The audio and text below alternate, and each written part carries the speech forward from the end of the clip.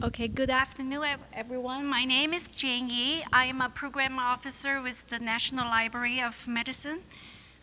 I'm very delighted to be here to talk about some of our grant program. I think it will be, right for you, for this crowd. Can you hear me? Okay.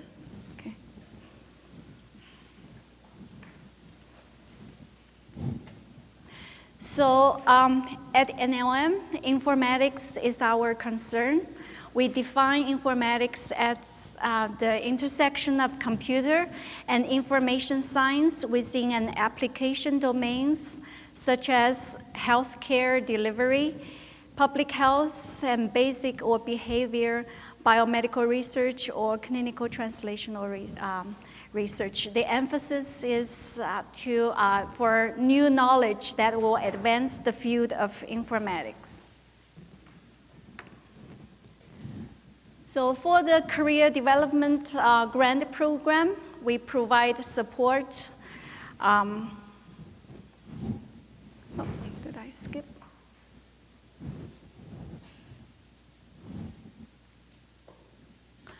We provide career development support for different career stage, for pre-doc student, postdoc fellows, or if you're an early stage investigator.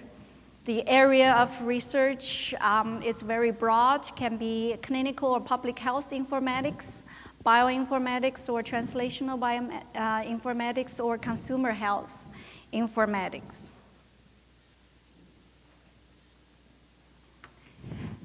These are the different grant funding opportunity announcement I'd like to highlight. There are some other programs, either NIH-wide. I will not get into details about that. So we participate the NRSA fellowships for pre-doc students. These provide a dissertation-related independent research project. For either the F30 is for dual doctoral students. So if you're in a MD PhD program, and F30s is the one for you to apply. We also participate the NIH Pathway to Independent Award, the K99R00. These are designed for provide career transition support for postdoc fellow moving from mentored research to their first independent career. And we also have our NLM Career Development Award in Biomedical Informatics, K01s. This grant program provides a protected time for a junior investigator leading to their research independence. I will spend the next few slides talking about some of the specifics about K99 and K01. So the NIH Pathway to Independent K99R00 program, it's pretty popular among postdocs. In order to be eligible, you must have a clinical or research doctoral degrees with less than 4 years of postdoc at the time of application. This is a phased program. The first phase, K99, provide up to 2 years of support for mentored training and research experience. And you can ask for up to $50K salary support plus fringent benefit, and it also offers $20K research cost. The K90, the R00 phase provide up to 3 years of support for independent research, and the direct total cost for R00 phase may not exceed $249K. And this budget provides salary, fringent benefit, research costs, and some indirect cost. The phased program, the transition from K99 to R00 phase is not automatic.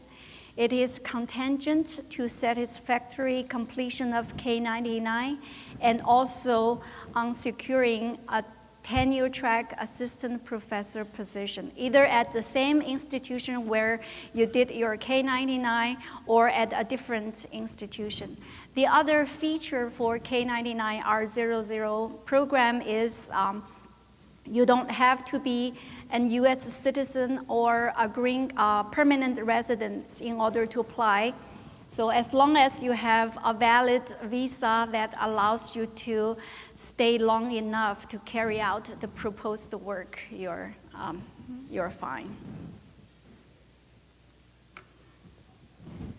So the NLM KO1, in order to be eligible, you must have earned either a clinical or a research doctoral degree, and it's also in the first 2 years of your initial position as at assistant professor level or equivalent. So you can kind of like thinking this KO1 as equivalent to the R00 phase of the K99 grant program. This KO1 provides up to 3 years of the support.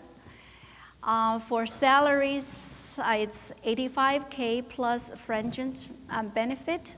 It also provides $50K of research expenses. So the goal for the KO1 and also for the K99 R00 is to prepare you for a successful R01 application by the end of your career development.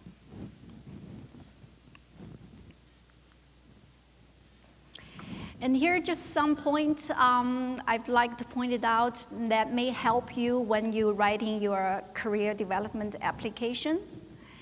So the career development plan is an important part of your K application.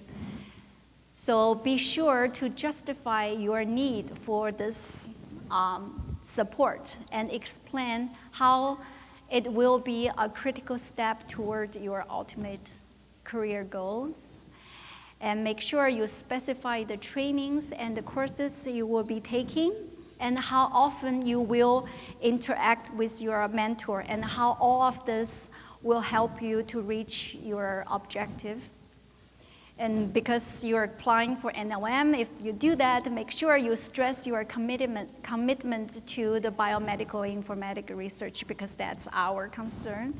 And also it's very important to look for all the other elements that is required, spelled it out in the funding opportunity announcement to be included in your career development plans. Sometimes applicants overlook on these issues.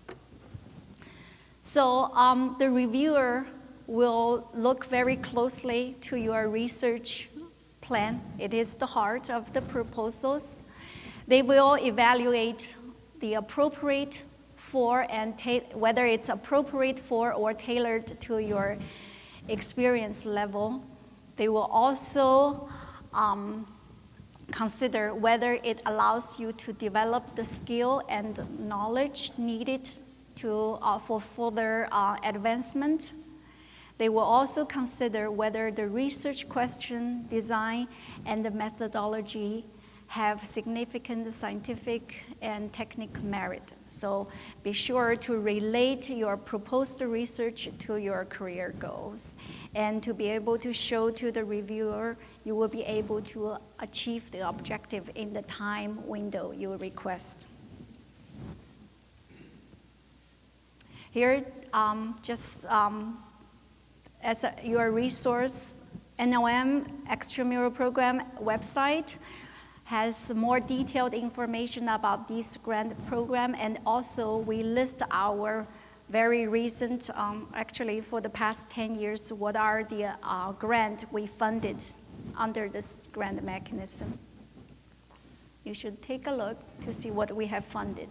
So before I move into the research grant, I'd like I think it will be very helpful to remind this audience, especially for the postdoc, the people who is getting into this field, about the NIH policy on new investigator and early stage investigator. So a principal investigator is a new investigator if this individual has not been a PI for a significant NIH independent research award. In other words, this individual has never obtained an NIH R01 grant. That's a new investigator. Early stage investigator is a new investigator within 10 years of completing their terminal research degrees or completing their medical residence at the time of applications. So you can see the early stage investigator is a subpopulation of an of a new investigator.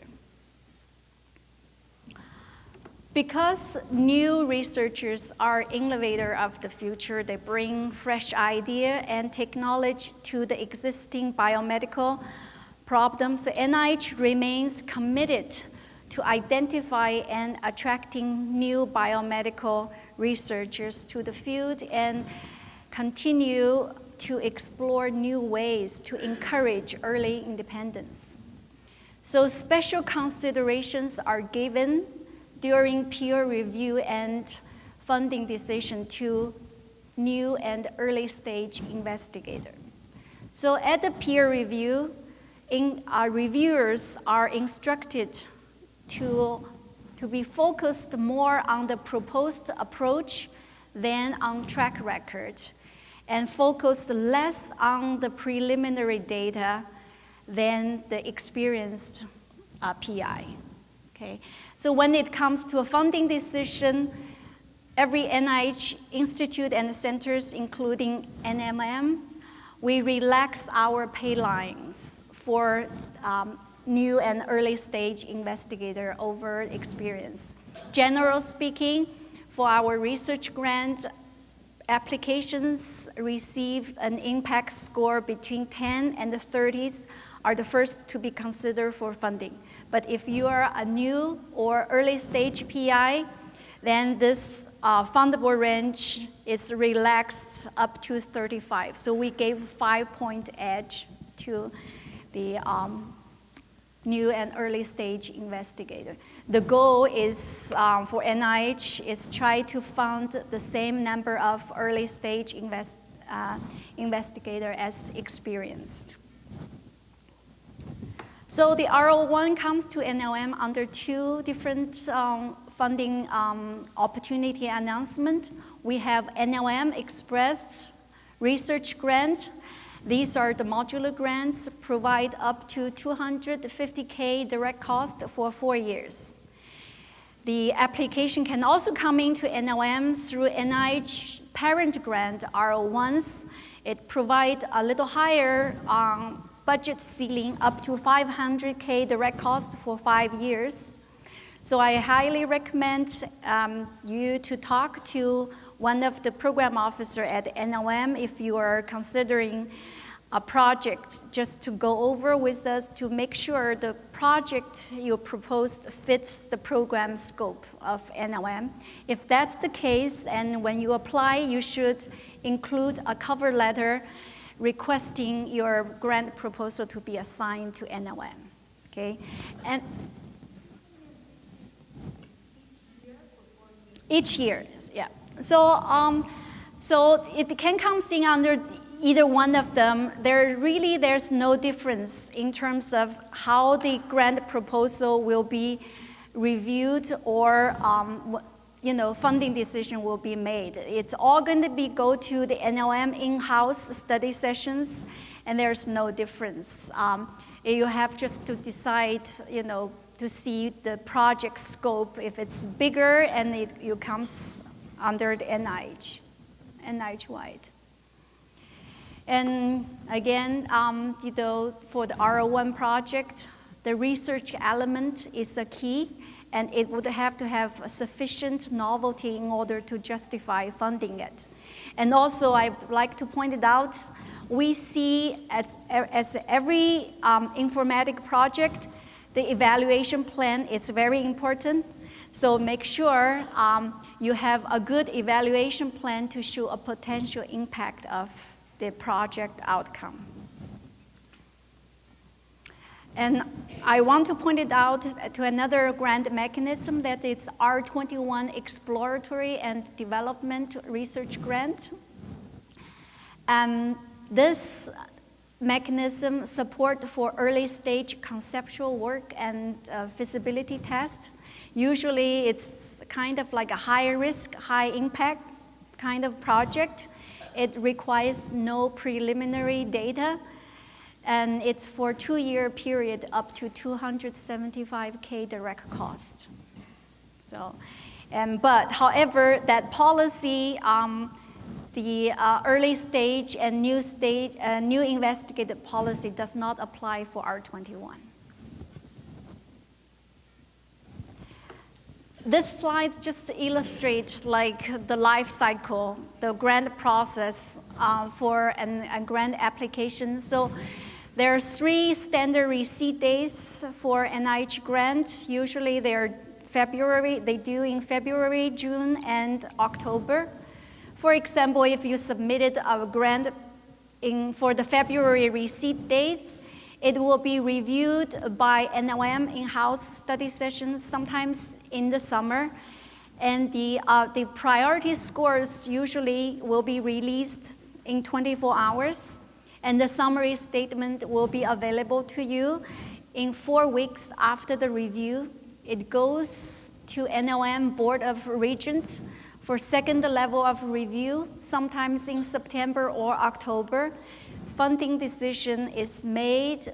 After that, then the notice of grant award will be released sometimes in November. So you can see it takes average at least for about 9 months between the grant submission and early project starting time. Here are the considerations when funding decision is made at NOM. Funding decision is made at a payline meeting that usually involves NOM upper management. It happens several weeks after the Board of Regents meet. So it's not made at the council meeting. Again, the proposal would have to receive the fundable score between 10 to 30 or 10 to 35.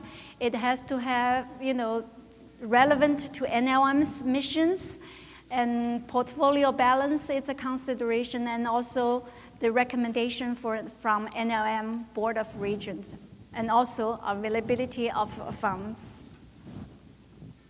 Again, the website has some more information and also list of our funded project. I have 2 minutes left. I have a couple slides. I'd like to quickly just zip it through. My understanding is this session will be taped and archived, so I highly recommend you to go back if you find it's helpful. Some of the links to get more information. NIH Reporter is a very useful tool that allows you to access all NIH-funded research. For example, if you're thinking about a proposal, you can upload the abstract to Reporter. It will put out all NIH-funded research in that area. So you can see what are the work has already been funded, and also potentially find a collaborator by doing that. And also, it has some pre-computed statistics. For example, it tells what are the successful rate for all the NIH Institute and Center for different funding mechanism. It has a lot of useful tools. I don't have time to go through. And also, the NIAID, the National Institute of Allergy and Infectious Disease, their website have annotated grant proposals and the summary statement. So you can take a peek of what a funded grant proposal look like. And they also provide a very good writing tips. This website has links, it has information about NIH grant process. I highly recommend you to take a look, and also the video clip showing how the peer review was conducted. It's very helpful. Here are some tips we adopted, thanks especially to, I'm almost done, to Dr. Jason Moore. These are mainly comes from his advice on how to write a good, outstanding grant proposal. I think that concluded and the contact for NLM. And I'll take the questions at the end. So I'm Rochelle Long. I'd like to thank the organizers for inviting me. And I'd like to tell you a little bit about the programs, the people, and the vision of our director at NIGMS. So this is our institute in the yellow, the National Institute of General Medical Sciences. We're one of about 27 or 28 different entities at NIH. We all say different things. That's totally reasonable. We get different budgets. We have different priorities, different directors. We do different things with our money. NIGMS's goal is to promote fundamental research on living systems that lay the foundation for advances in disease diagnosis, treatment, and prevention. We don't tend to support identified organ systems or diseases. We're general, we're fundamental. We also want to enable the development of the very best trained, most innovative, diverse, and productive biomedical workforce possible. A lot of the training grants at NIH, in fact, the majority of them, are supported by our institute. Now, within NIGMS, we have two divisions that might support research coming out of this group of investigators. I'm associated with the Division of Pharmacology, Physiology, and Biological Chemistry, and we've been around quite a long time at NIGMS. But more recently, we also have added the Division of Biomedical Technology, Bioinformatics and Computational Biology. You'd recognize that. It's up and coming, it's important, and Susan Gregorick is the director there.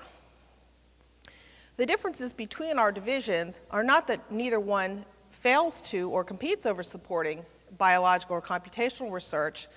It's what the primary underlying question is. If it comes to my division, the research is primarily on biological questions. However, computational or informatics methodologies might be employed.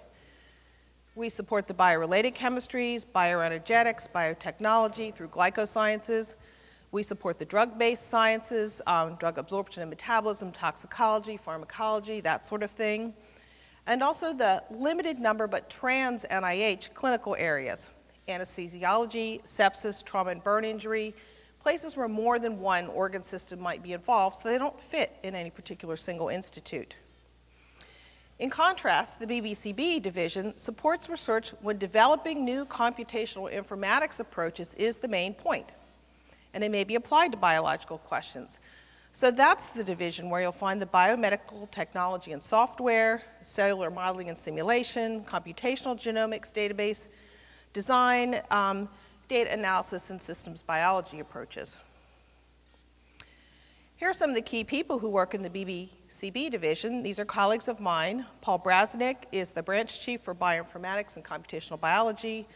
Doug Shealy is the acting branch chief for Biomedical Technology. And Susan Gregorick is the division director there. And I asked her what she would like to say to you, what she would like to send along. She wanted to particularly emphasize that this division is all about partnerships. There were a couple of acronyms she wanted me to mention here, if you haven't heard about them already.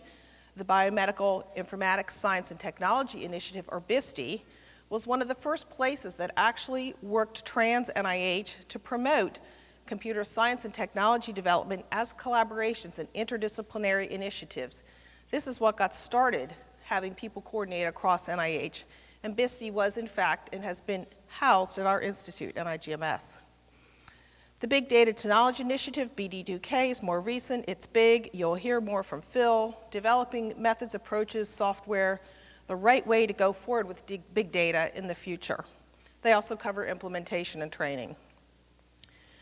There's also a group called IMAG, an open forum for communication across government representatives, and you do want to hear us coordinating about trans-agency initiatives. You may or may not know that the National Science Foundation supports a lot of work in this area. In fact, I noticed Jennifer Doudna had a lot of her support originally from the NSF. They coordinate with NIGMS in this area. And of course, we also partner with the Department of Energy on really big things like synchrotron beamlines. Susan also wanted me to mention, right now there are some funding opportunities out there with Bisti, both early and late stage development of technologies in biomedical computing, informatics, and big data science. There's a whole suite of program announcements that cover R01 grants as well as small business initiatives. They're particularly interested in early stage development and hardening of software tools and resources, as well as fundamental research. And in fact, they have their own web page. If you're interested, go to bisti.nih.gov. If you look under the funding tab, you can find about any initiatives or new or upcoming across NIH through the Bisti Consortium. IMAG has an opportunity out right now, a program announcement, to look for predictive multi-scale models for biomedical, biological, behavioral, environmental, and clinical research. You'll notice a whole slew of acronyms there from the NIH through the FDA, through NASA, through NSF, and they want to promote work on non-standard modeling methods and experimental approaches to facilitate multi-scale modeling. And there is a multi-scale modeling consortium, and their URL, the imagewiki.org, is listed below. So please go there to find more information. Now, NIGMS has a slew of research funding mechanisms, and I don't want to go through them all. Time won't permit. You've already heard about a couple of them from Jane. And in fact, we're also in the training and fellowship business, as well as many other institutes at NIH. But I do want to contrast in particular two different ones because it's something that's different at NIGMS. And I want to contrast the R01 Research Project Grant with the R35 or MIRA, Maximizing Investigators Research Award. Right now, there are two funding solicitations that came out in the last year for MIRA, one limited to established investigators who are indeed clients and have had grants from NIGMS, and one for new or early stage investigators. And you heard Jane define that. It's for people who are new and getting into the game. So R01 is the very standard coin of the realm across all the institutes of NIH. You can apply 3 times per year. They're typically modular, up to $250,000 per year, direct costs, or it can go larger and be a categorical budget as long as you justify the requirements. It can go to any institute of the NIH. You will describe the background in the field and your specific aims. It will go to the standing study sections. You may recognize some of them: BDMA, MABS, BCHI, GCAT. Typically, at our institute, we'll award for up to 4 years, and many of our institutes, as Jane says, will give a discount or sort of an extra nudge for funding early stage investigators, both in terms of the percentile to which we fund and the dollar amount of the award. We'll reduce it less. But it's the vision of our institute director, John Lorsch, to come up with something different. And so he created the R35, or MIRA, program. There are a few different R35s across NIH, but each one is different. So make sure you recognize that. You can only apply to a funding opportunity announcement. Each institute has different rules. NIGMS will only accept applications in our scientific areas. In your application, you have to describe your background and your overall vision for the field. It's really quite different. No specific games. You'll get dinged if you put them in there. The budget limits are firm. They're $750,000 per year for established PIs right now who've had several NIGMS grants running at the same time, and $250,000 per year direct costs for early stage and new investigators. They go to very broadly based review panels. That is really different. You are not being seen by the exact same close peers and allies scientifically as go to regular study sections. Instead, you have to write as though you're trying to persuade and be appreciated by a more broadly based group. We will award each one of them for at least 5 years. If you agree to accept one, you can't take any other NIGMS grants, and that's a biggie. This is supposed to be of a magnitude and duration that it supports all your research. So again, some of the differences: the R01 is very universal, and all institutes offer it. The R35 is very flexible. You can do whatever you want. You didn't have specific aims. Your nose tells you to go some other place scientifically, do it. Our director hopes this will become the main NIGMS mechanism over time, and the underlying principle is stability. We hope you will accept fewer dollars and a longer period of award to be given the freedom and flexibility to do whatever you want, whatever's the most productive at the time. So this is sort of an experiment in science. We've done it before. Some things we discontinue, some things we continue. We're piloting it now. I understand we're going to come out with announcements for the next 2 MIRAs over the next year. That is, again, for established investigators and early stage and new investigators. So if you think this might be your thing, talk to me about it. You can learn more about the MIRA program by going to our website, nigms.nih.gov, and typing MIRA in the search box. Finally, and I don't want to overlook something you may not have thought about, we hire people. If a job like I have seems like it might appeal to you, talk to me about it. I've done it for a long time. I do love it. I get exposed to tremendous science. It's at the top level. I am never bored. I'm always learning new things. So go to jobs.nih.gov/HSA, and there's actually a little box on the side where you can read and look at little videos that describes our lives as program officers, and they're kind of hilarious for those of our program officers. But that's what I brought to say, so thank you very much for your attention. We'd be happy to answer any questions. I think Phil's up next, and we'll hold all the questions for the end, but I'm pleased to be given the opportunity to speak to you. Thanks.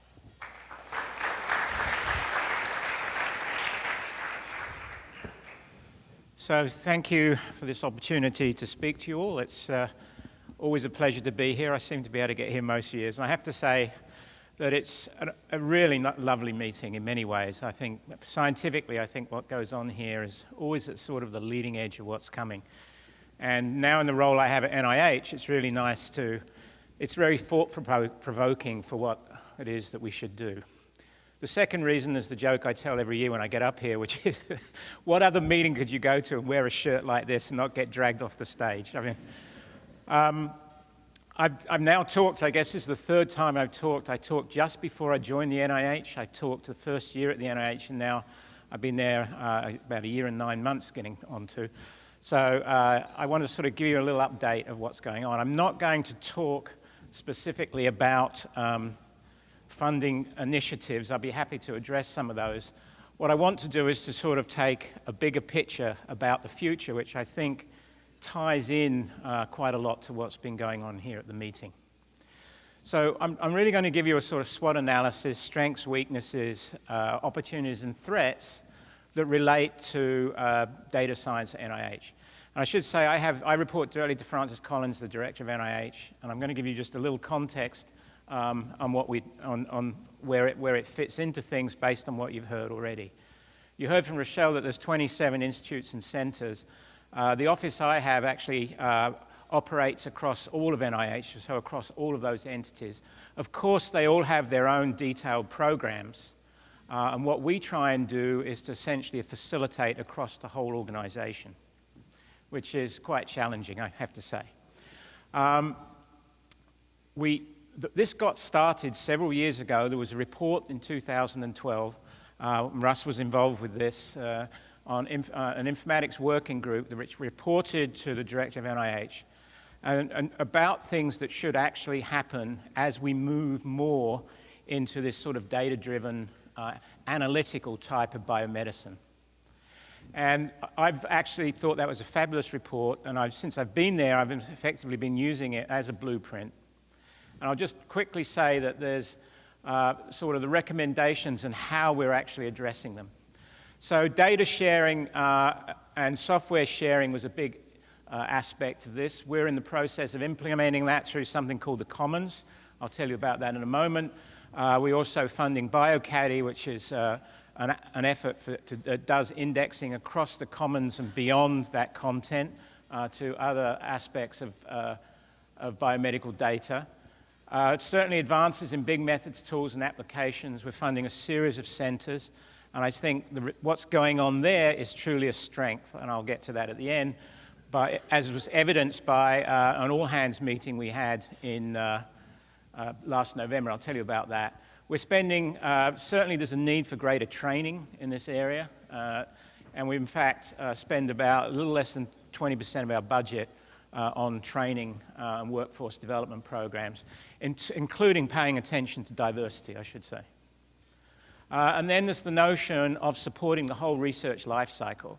So rather than just creating a grant that allows you to create a piece of software or something akin to that, which then you use, you publish a paper, that all dies away.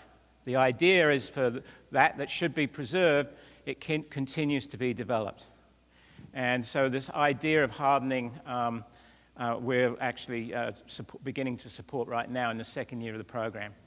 It's $110 million a year at the moment, roughly speaking, and it goes through to FY21. So that's the funding that we're currently dealing with. And we're spending every penny, all on you. So I want to just sort of talk a little about something. This is about photography. You're going to say, what on earth has this got to do with what we do in biomedicine? But I actually think it's a useful analogy about what the potential opportunities and threats might be. So just bear with me as I walk through this. This is actually taken from a book called Bold, where this specific example was discussed. And it's basically the idea of what happens when a domain goes digital. And so as that digitization occurs, strange things happen. And photography is a classic example. You could take others. What happened is Kodak invented the digital camera. It was the size of a suitcase, but they decided to shelve it because it interfered with their chemical business. And then what happened is others started to get into the marketplace. At that time, exponentially, the number of digital photographs that were appearing and the quality of those images was improving exponentially. But it was low on the exponential curve, and people did not pay attention. And then what happened was we reached that inflection point, which is, this is all these 6 Ds, so it was deceptive at that stage. Then it went to be disruptive, at which point, of course, Kodak went out of business. And then we saw some other events take place which were completely unanticipated. They related to demonetization. Suddenly there was no value in a photograph anymore. It cost essentially nothing. There was dematerialization because there was no materials. And it democratized the whole process. And what we ended up with, which I think is really intriguing, is we ended up with business models that are completely different than what we had before. The business model in this case was really around something like Instagram, where it was about communication, where the model was actually images. It was actually communication through images in ways that no one had actually really anticipated. And that was where the value proposition lied. So you could sort of argue, and I'm not saying this is what's going to happen. And when I talked to Francis Collins about this, he says, you should be really careful about using the word disruptive. Because, well, first of all, we're the federal government, and you can't say that. And of course, I'm saying it anyway, and I'm on this tape, so, you know, I probably won't be here next year. But anyway, you could argue as, you know, okay, what we've been doing for a long time is obviously digital. But if you look at biomedicine more broadly, that's probably not the case. And really, in some ways, for me at least, the driver of change, and really what I observe at this meeting and other meetings, is the driver is really now coming from things like what we heard this morning, the social media data, but also the electronic health record. So that is sort of an increase in digital content that you could argue, and I would argue, is probably likely to increase exponentially. So then the question becomes, are we going to see this same kind of disruption that we saw in other industries? And I would say, frankly, the answer is unknown, but I would say probably not. In part because if you think about these other industries, they were indeed very much driven by you know, an open market and a free market model. We don't do biomedicine in a free market economy. Basically 60% of whatever it is in the US is funded through federal grants. That's not a free market. Frankly, there's not the same kind of accountability that you have in a free market. And we could argue about that. So if this did reach its total level of disruption, it would be interesting, you know, we would get to this, potentially, to this real patient-centered healthcare system, which is very different than the one we have today. But I think economics are going to be the thing that actually drive this. But I think we need to be prepared for changes that are quite potentially dramatic. So that's both an opportunity and a threat.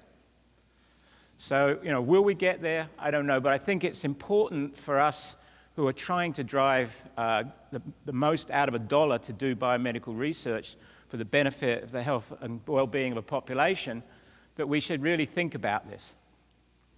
So, what's the opportunity in this so-called disruption? Well, I mean, data and analytics, I think I don't know when exactly, but the end of the decade, maybe a bit beyond, will become absolutely central to the biomedical enterprise. So it's going to place you in a much different position, I think, than you are in the overall enterprise today. However, the threat is the time to this realization is much longer. A lot of things get hyped up. Precision medicine gets hyped up. Big data gets hyped up. The human genome, to some extent, was hyped up. And what happened is that, at least with the genome so far, it did bear fruit, but not in the time frame. And it changed, and it created quite an extensive economy. So there was definitely an economic element to that. But it didn't happen in the time frame. My guess would be that the time frames are going to shorten now. And we will see things happen, not in the 15 years guesstimate for the human genome to really take hold, but more like something of 5 years. A threat is the efficiency of the enterprise, in my mind, is not what it should be. It's absolutely, we fund things in short cycles. Just as you're getting to the point of having real value, your money runs out. And either you write another grant to continue it in some way, or it just drops off the cliff and you go off and do something else. I think that, and some of that stuff needs to turn over, but there's lots of things that I think should be preserved that don't get preserved. So I think the threat is if we don't do something about that, we operate in my view, an inefficient environment. And then I think one of the threats is that we do too little to address existing and future pain points. And that's something I face when I'm doing this across the NIH. Each of the institutes and centers have their own pain points. Some are in common, some are unique to their own institute. And the time scale to address those is actually fairly long. It's a 3 to 5 year cycle, whereas they want to see things happen very quickly.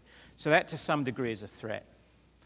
So some of the weaknesses that we have, I'm going to end on a crescendo of good things. But so the weaknesses are that the access of private, these are just a few of them that have come up. They've come up time and time again. They continue to come up wherever I go, and I'm sure you've heard a lot about them yourself. So this delicate balance between the access and the privacy of human subjects' data, we've heard a lot about it at this meeting. You hear it wherever you go. The race and gender inequality, in the panel we had the other day, we were talking about this, and there's an unconscious bias in the system currently. We could talk about that if you're interested. I think how we value scholarship is not changing fast enough as the science has changed. It's still very much based on that high-profile article, research paper, whereas many times it's other aspects of the scholarly enterprise, good quality data sets, software, standards, that really have a large impact on the field, and yet are the things that are undervalued within the system. Appropriate review, I hear this quite a lot, that we don't actually review things in the way that we should. There's not enough expertise on panels reviewing the kind of work you're doing in data science, and I accept that. There's issues of sustainability. How, as this, whether it be disruptive or even a little disruptive, can we sustain that system? And if we do, how do we need to rebalance budgets to reflect that? What do we need to do that's more efficient to sustain the enterprise? And I'll say a little more about that in a second. And then insufficient resources. So I think this is really for an internal aspect of what we're doing. So this big data to knowledge, which is driving a number of these activities, I felt after being at the NIH even less than a year, that really for this to flourish, it had to be embedded in an institute. And again, Russ was involved with this. The man's everywhere, what can I say? That there was a working group that looked into the future of the National Library of Medicine as the director was turning over. and came to the conclusion, one of the recommendations is that BD2K should be rolled into the National Library of Medicine. I think that's a really good thing. And I think that'll provide the resource base to actually help it continue to flourish. Just to say a little about the sustainability, John Lorsch, who you just heard about from GM, Eric Green from the Human Genome Institute, and I recently published a perspective that looks at some of the aspects that we need to consider regarding sustainability. One of them is a revised governance structure for what we do within NIH, and that's actually on that org chart. It doesn't really matter what it is at this point. If you really care, the slides are on SlideShare. You can go and look and poke into the inner workings of the NIH. We are undertaking an inventory of existing resources to establish how much we're spending. There's a whole sustainability working group now looking at how we might do this better. So we already know that the top 50 resources cost about $110 million a year. If you look at what we spend on data and compute across the whole of NIH, this year will be about a $32 to $33 billion budget. It's probably well over $1 billion. That's a lot of resource.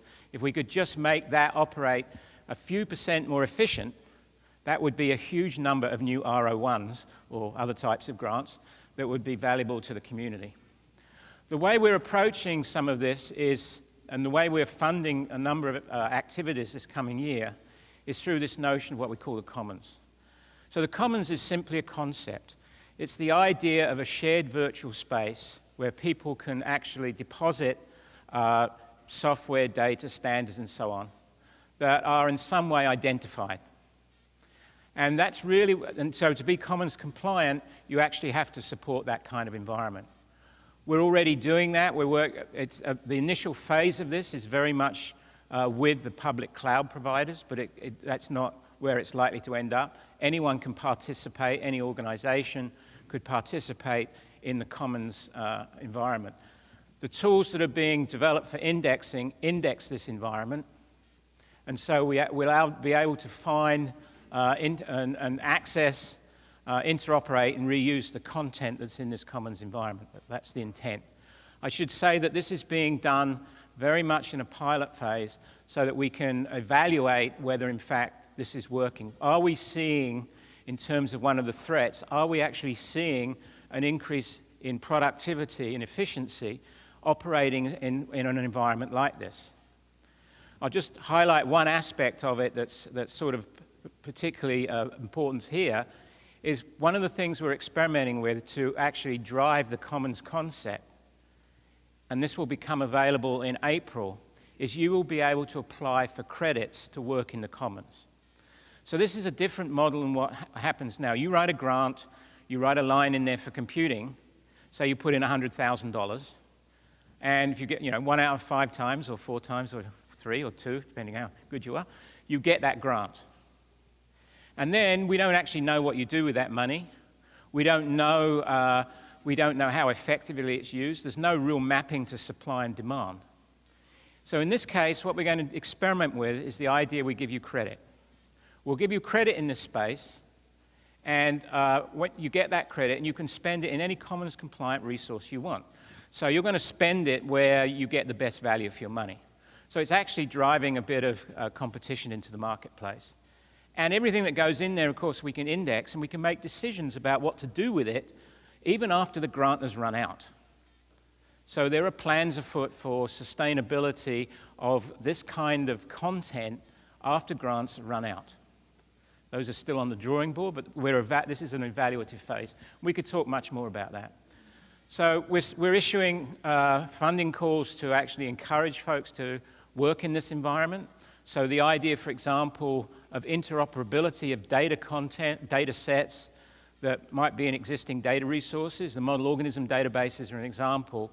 Put that content into the commons,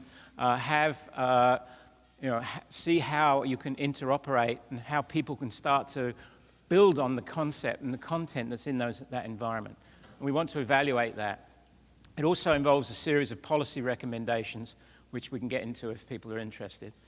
I mentioned that we have very small resources, and there's a small office doing all of this. We have representation across all of NIH, so that's a good thing. But as I said, this move into NLM, I think, will be positive. So let's just look at the strength to end up with. And I think I'm doubly enthused by what I've heard in this meeting since I've been here in terms of strength. It was brought out a number of times, but we also saw it in the all-hands meeting we had. So in our all-hands meeting, there were about 450 participants from across the BD2K initiative. Lots of remote viewers, lots of activities. And I'm not going to highlight any of those activities. I think some of them are quite groundbreaking. And I think that's really exciting. What I will highlight is some of those strengths that we saw in that situation. We saw, of course, people dealing with large data sets. We're seeing that here with social media data and other types of data. Example would be Zach Kahani's group at Harvard is working with 46 million Aetna patient health records. So, that's a pretty large data set. We started to see some really interesting things in data integration, and that was highlighted here a couple of days ago by Scott Kahn and others. So I think that's actually bringing some interesting developments. We've seen some really new kinds of analyses, predicting phenotypes, for example, from EHRs was one example there. Working with diverse data types, more diverse than we've seen in the past, and I won't go into the details of that, but including imaging data. We started to see collaborations around these data sources the commons is beginning to facilitate that. But we started to see collaborations around APIs and metadata descriptions that people were doing spontaneously. Mark Musen, who runs the CEDAR Center, which is doing metadata template development, his worry right now is, it used to be getting someone interested in this stuff was really hard. Now he's worried there's too much interest for him to actually be able to keep up. So I think those kinds of things, and the depth of training, and the fact that what we're doing very much is international. So, one sec. So just to say an example of that, we're running right now, and you could participate in this, we're running an Open Science Prize where we're trying to facilitate the usage of open content, whether it be data, software or whatever, or even open access materials for that matter. The thing that really intrigues me about it is it needs to be an international team, and it's being funded by the Wellcome Trust and the NIH and the Howard Hughes Medical Institute. So it's actually an international funding effort, and that is actually really rare. And believe me, it took one heck of a job to get that to work. But I think it opens the door to doing many more of those kinds of things. So all of that's, I think, strengths and excitement. If you care to read any of this stuff, you can go to the thing and you can click through. There was a paper that was written recently about our office. There's our strategic plan for at least the next 2 years. And I just finished a blog which I'll post in the next day or two if you're interested. So thanks a lot.